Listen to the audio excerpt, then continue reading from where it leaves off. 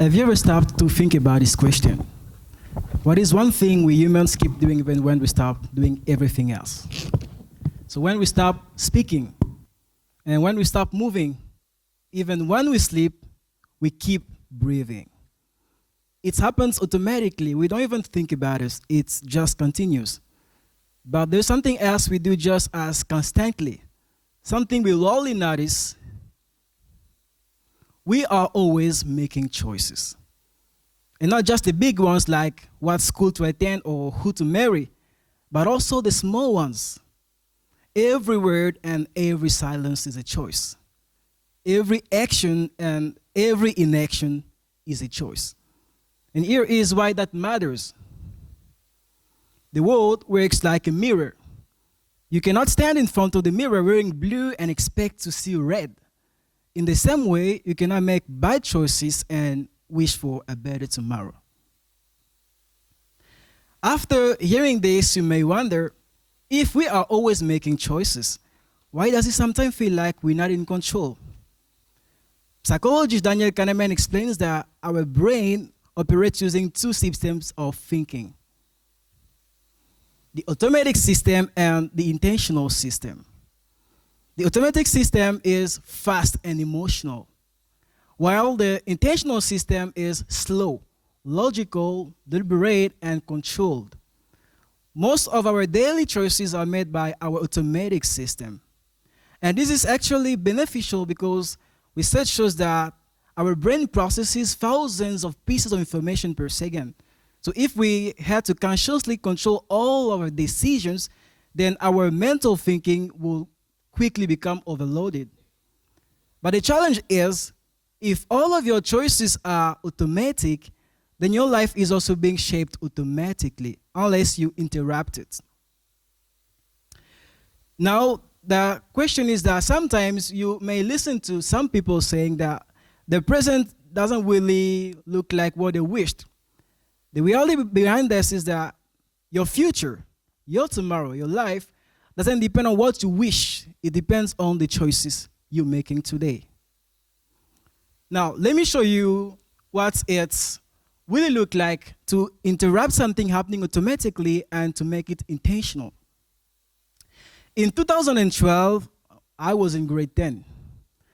There was a girl in my classroom whom I appreciated a lot, but she struggled with anger. Small things could make her fierce.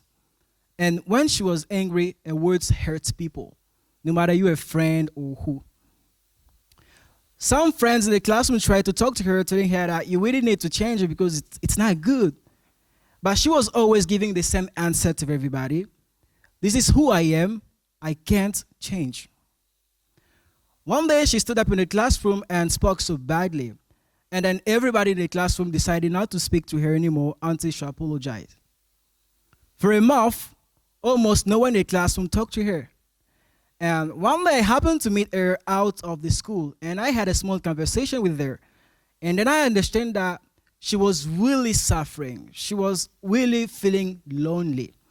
But she was hesitating to say sorry to people because she believed that the same situation would happen again, as she was not able to control what she was saying and the way she was acting when she was angry. But by the end of her talk, she promised not only to apologize, but also to try her best to change. How would this change happen? We didn't know. I didn't even tell her anything about what she has to do to change, really. The next day of school, she apologized and everything went back to normal. After a time, the teacher was in the classroom teaching, and the teacher asked a question. She raised her hand, and she gave an answer, but the answer was wrong, and few friends in the classroom laughed. I was very afraid because I knew her, and that was the trigger for her anger. So I watched her closely, and it's kind of like she really wanted to say something very fast, but look at what she did. She wanted to speak, and then she paused. She closed her eyes. She took a breath. And then she smiled. Nothing exploded. From that day on, she really changed. She didn't only change her behavior, but she changed what the mirror will reflect back to her. And this is something that you can do. And in fact, you really need to do it. Because research shows that every small choice we repeat creates a path in our brain.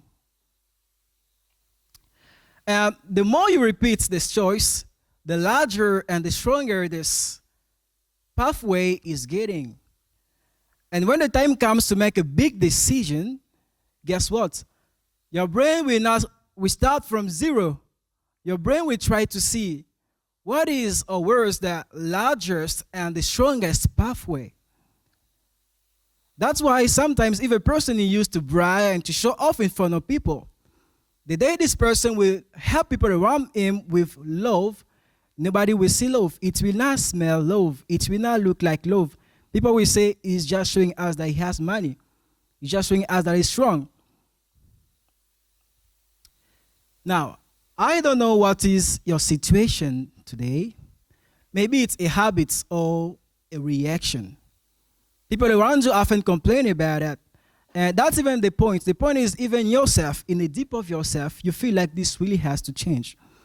But you think it's too hard to change and you don't have a possibility to change it. Today I want to tell you that, yeah, it's true that you can't change everything, but you can change more than you think.